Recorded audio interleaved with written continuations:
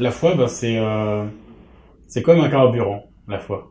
C'est-à-dire qu'on sait où on veut aller au paradis. On sait ce qu'on veut, on veut l'amour de Dieu. On sait que on sait les règles à suivre puisqu'on a le Coran, parce qu'on a la Sunna, parce qu'on a les textes qui expliquent, on a tout ce qu'il faut. Donc aujourd'hui, qu'est-ce qui va nous permettre d'aller vers tout ça? C'est la foi. Et la foi, c'est comme tout. On la perd, on la gagne, on la perd, on la gagne. On en a plus, on en a moins. Et c'est comme de l'essence. Si on en a plus, le voisin qui en a, il va nous en donner. Il va nous faire augmenter la foi. Et pareil, si le voisin il en a plus et qu'on en a beaucoup, on va pouvoir lui en donner. Donc la foi, c'est quelque chose qu'on a, mais qu'on peut perdre. Et donc il faut essayer de travailler pour en gagner encore, et qu'on peut encore perdre. Et toute notre vie, le but du jeu, c'est de s'entourer de personnes qui ont la foi, qui ont cette croyance, qui ont cet amour de Dieu, pour nous pousser à être, à la fin de notre vie, aimés de Dieu. L'être humain, c'est une créature de Dieu. C'est une créature de Dieu, donc on est tous pareils, mais c'est-à-dire personne ne doit avoir plus d'importance que les autres. Après, il y a des plus grands, il y a des plus forts, il y a des plus moches, il y a des plus beaux, il y a des plus intelligents. Le but de l'être humain en jour sur Terre, c'est de dire, peu importe les qualités que j'ai et les défauts que j'ai, peu importe l'apparence que j'ai sur Terre, je dois avoir le même but, être aimé de Dieu et aller au paradis. En fait, c'est parfois les gens riches, beaux et intelligents, c'est un piège. Parce que étant riches, beaux et intelligents, ils se posent pas de questions. Ils disent pas merci, tout leur est dû parce que tout leur réussit. Et c'est le problème, parce que certes on réussit sur Terre, mais est-ce qu'on fait des bonnes actions finalement? Est-ce que quelqu'un qui est une star de cinéma, qui va avoir beaucoup d'argent, qui va vivre des films, est-ce qu'elle va se poser les bonnes questions? Est-ce que j'aide les gens? Est-ce que j'ai une bonne vie? Pas forcément. Et c'est peut-être un piège, parce que quelqu'un qui a pas grand-chose, il peut se poser des questions justement plus terre à terre. Qui m'a créé? Pourquoi? Comment? Voilà, le but du jeu, c'est on a tous des attributs différents, mais on doit tous, avec ces attributs, faire en sorte d'avoir la meilleure vie, le moins de péché possible, et avoir, toujours pareil, aller au paradis, avoir l'amour de Dieu. Le paradis, par définition, ce qu'on peut en connaître dans le Coran ou dans les hadiths, c'est qu'on sait pas forcément, on peut pas s'expliquer ce que c'est. On parle de maisons en musc, on parle d'or, on parle d'immensité, enfin, c'est des choses, c'est comme l'univers. C'est fait pour qu'on puisse pas se l'imaginer. Mais on sait que ça va être magnifique. Mais on peut pas se l'imaginer, on peut pas dire le paradis, il y aura ça, ça, ça et ça.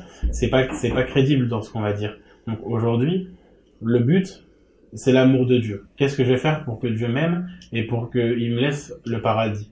C'est faire les bonnes actions, c'est respecter les préceptes qu'il a fait descendre par le Coran, c'est justement réussir à avoir une vie aimée de Dieu. Donc avec les frères, donc avec les frères de la mosquée, la communauté, et essayer justement d'arriver à la destination finale qu'on veut. C'est être choisi pour le paradis. Mais on peut pas se l'imaginer. C'est quelque chose de trop extraordinaire pour qu'un homme doué de raison puisse s'imaginer comment ça va être.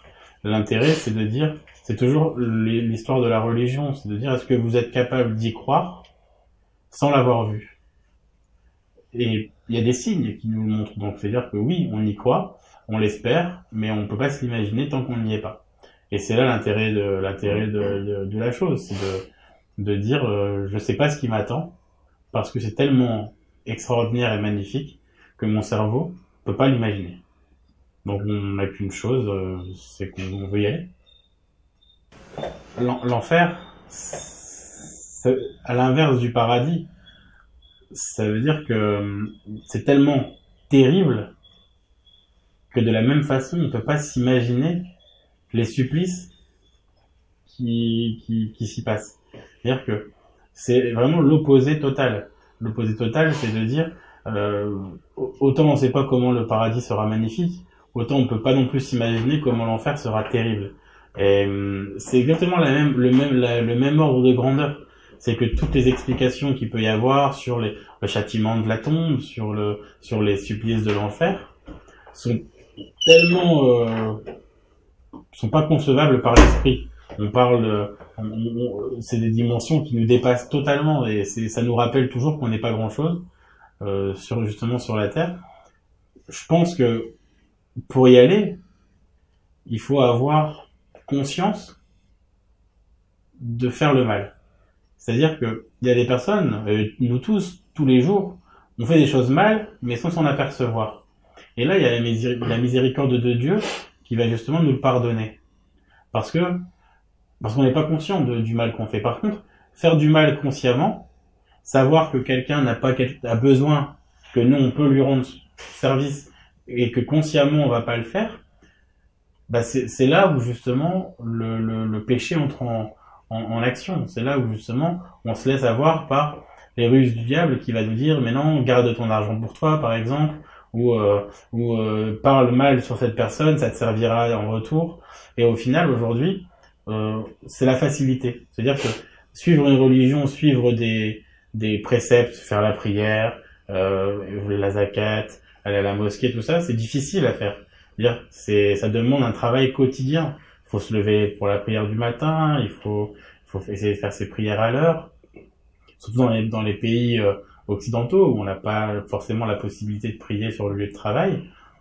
C'est quelque chose, c'est des épreuves. Tous les jours, on a des épreuves pour justement mériter à la fin le paradis.